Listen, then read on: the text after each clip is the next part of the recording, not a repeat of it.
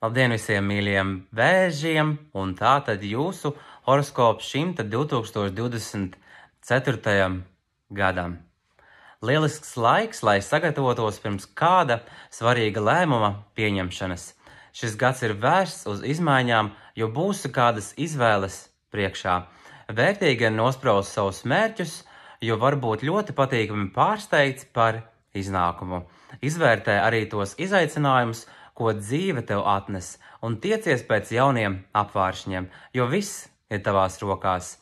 Cerības var noteikti piepildīties, jo zvaigznes būs īpaši labvēlīgas. Pievērs arī uzmanību ikdienām kādām nejaušām zīmēm, kas dos tev signālus uz zaļo gaismu, lai turpinātu iesāktos projektus.